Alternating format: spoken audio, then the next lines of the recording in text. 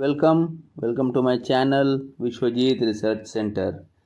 एक बहुत दुखद खबर आई है कि उज़्बेकिस्तान में फिर से 18 बच्चों की मौत हो गई है और इल्ज़ाम ये लगाया जा रहा है कि वो इंडियन मेडिसिन्स लेने की वजह से उनकी मृत्यु हुई है। कफ सिरप्स, मैं बोलूँगा मोस्टली कफ सिरप्स। पर ये कितना सच है नहीं है आपको बताता हूँ, क्योंकि प्रोपेगेंडा बहुत फैलाए जा रहे हैं और इसके पीछे बहुत बड़ा एक पॉलिटिकल कारण भी हो सकता है, जियोपॉलिटिक्स भी हो सकता है। आइए जानते हैं पूरी खबर को, क्योंकि इंडिया एक बहुत बड़े मुकाम पर पहुंच चुका है, हमारा प्यारा भारत, और हम लोगों को पीछे रखने के लिए ये एक प्रोपेगेंडा भी है, जहां तक मुझे लगता है। आइए आपको बताता हूं पूरी खबर विस्तार से। भारत एक एक्सपोर्ट के दिन ब दिन, भारत के जो एक्सपोर्ट हैं वो दिन ब दिन बढ़ते ही जा रहे हैं। अगर हम बात करें, एक वक्त ऐसा भी था जहां हम एक बड़े इंपोर्टर के नाम से जाने जाते थे, पर जैसे जैसे समय बदला, और समय बदलता ही है दोस्त, आप समझो भारत अपनी मेहनत और बुद्धि से इंपोर्टर की जगह एक्सपोर्टर के लिस्ट में जुड़ चुका है। भारत का एक सेक्टर है जहां पर भारत का हाथ पकड़ना बिल्कुल मुमकिन ही नहीं है। आगे आपको बताता हूं। 2022 जाते जाते एक ऐसी खुशखबरी भी हम लोगों को दे चुका है जिसे सुनकर पूरी दुनिया हिल गई है, और उसके बाद ही ये खबर आ गई है कि 18 बच्चे वापस से उज़्बेकिस्तान में मर गए हैं with for Indian cough syrup. ठीक है, आपको आगे बताता हूं। हमारे भारत का फार्मेसी पूरी दुनिया का सेक्टर में ऐसा फार्मेसी कहीं नहीं है। पूरी दुनिया जब कोविड में दवाइयों के लिए मर रही थी, तभी सबसे ज़्यादा मेडिसिन्स इंडिया ने ही पूरे वर्ल्ड को प्रोवाइड किया था, वो भी फ्री। इनफैक्ट जहां पैसे पर भी गया था वो काफ़ी सस्ते थे और इफेक्टिव भी थे। पर अचानक एक खबर आई सामने कि भारत का जो फार्मास्यूटिकल का एक्सपोर्ट है, इतिहास रच दिया है। आपको बताता चलूँ, इंटरनेशनल फार्मा मार्केट 600 बिलियन का है। अगर पूरा वर्ल्ड का फार्मा मार्केट देखा जाए, मेडिसिन मार्केट, तो वो 600 बिलियन डॉलर का है, जिसमें भारत अभी तक 10% का हिस्सेदारी रखता है इन एक्सपोर्ट। ठीक है, आपको बता दूं, फिनेंशियल ईयर मतलब अप्रैल 2022 से लेकर मार्च 2023, जो अभी 2-3 महीना बाकी है आने में, इसके ख़त्म होने में, जहाँ तक जैसे बताया मैंने आपको 2-3 महीना बाकी है, फिर भी इंडिया ने अराउंड 20 बिलियन तक एक्सपोर्ट कर दिया है। और माना ये जा रहा है कि फार्मेसी में बाय एंड ऑफ मार्च जो आएगा 2023 फाइनेंशियल ईयर 22-23 का, इसमें 27 बिलियन का भी मार्क क्रॉस कर जाएगा इंडिया। इसमें ज़्यादातर हिस्सेदारी जो है एक्सपोर्ट की हमारे के थ्रू की गई है, यूरोपियन कंट्रीज़ को, मीन्स वेस्टर्न कंट्रीज़ को की गई हैं। पहले ये वेस्टर्न कंट्रीज़ हमारे प्रोडक्ट्स को रिजेक्ट कर दिया करती थी, क्योंकि ये विश्वास नहीं होता था कि भारत ऐसा भी वर्ल्ड क्लास प्रोडक्ट बना सकता है। एक बात और बताता चलूँ, सिर्फ एलोपैथिक मेडिसिन ही नहीं बल्कि आयुर्वेदिक मेडिसिन भी एक्सपोर्ट हुए हैं with all time high numbers. ये ऑल टाइम हाई नंबर्स मैं इसके लिए बोल रहा हूँ क्योंकि सबसे बड़ा एक्सपोर्ट इंडिया का फार्मा का इस बार ही हुआ है 22-23 में। इस एक्सपोर्ट में सबसे ज़्यादा योगदान आपको बताता चलूँ कि है पहला यूरोपियन यूनियन का, दूसरा अमेरिका का, तीसरा कनाडा का, चौथा मैक्सिको। मतलब वेस्टर्न कंट्रीज ही मोस्टली इन्वॉल्व हैं हमारे मेडिसिन खरीदने में। आपको बताता चलूँ कि 5 साल पहले तक हम इतना एक्सपोर्ट नहीं कर पाते थे, क्योंकि यूरोपियन कंट्रीज़ और वेस्टर्न कंट्रीज़ हमारे मेडिसिन और मेडिकल इक्विपमेंट्स को रिजेक्ट कर देते थे अपने मार्केट में एंट्री लेने के लिए, क्योंकि वो बोलते ही थे कि इनकी दवाइयाँ या इनके मशीन्स इफेक्टिव ही नहीं है और ये इतना अच्छा बनाते नहीं हैं। बट जैसा मैंने पहले भी बोला दोस्त, समय बदलता है।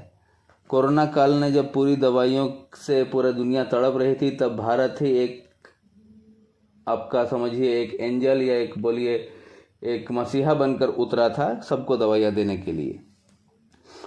तब से भारत का जो मेडिसिन का डिमांड बढ़ी है दुनिया में, ये बढ़ती ही चली गई है। ये सस्ती भी हैं और ज़्यादा असरदार भी हैं, इनफैक्ट उनकी दवाइयों से भी। और इसकी बाद भारत, आप समझो, एंट्री ले चुका है वेस्टर्न कंट्रीज़ में दवाइयों के सेक्टर में, plus medical equipments, not in medicine only.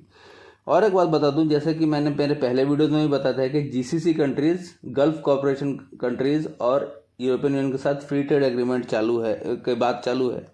तो जैसे ही ये हो जाता है फ्री ट्रेड एग्रीमेंट, तो हमारे फार्मा के लिए तो और भी बड़ा रास्ता खुल जाएगा कि हम आराम से अपने चीज़ों को एक्सपोर्ट कर सकते हैं।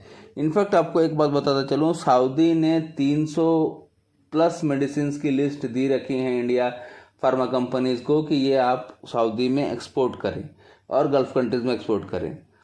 बस एक ही मतलब ज़रूरत है, इंडिया को एम रखना चाहिए कि अभी हम लोगों को कम से कम 100 बिलियन का टारगेट छूना चाहिए और इसके बाद आगे का सोचेंगे पहले। बट अभी से जब हम 10% में है, we have to go up to at least 20 to 30% का स्टेक हम लोग को होना चाहिए वहाँ पे।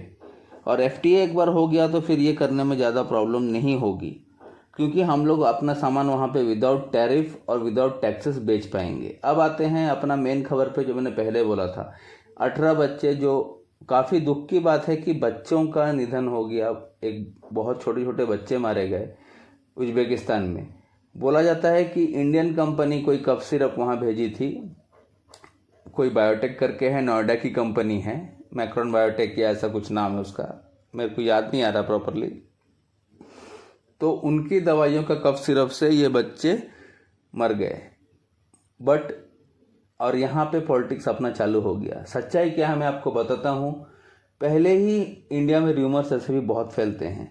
गामीबिया में भी जब 70 बच्चे मरे थे तो भी इंडियन मेडिसिन पे ही इल्ज़ाम दिया गया था। बट ये सही नहीं है, एक्चुअली ये सही नहीं है।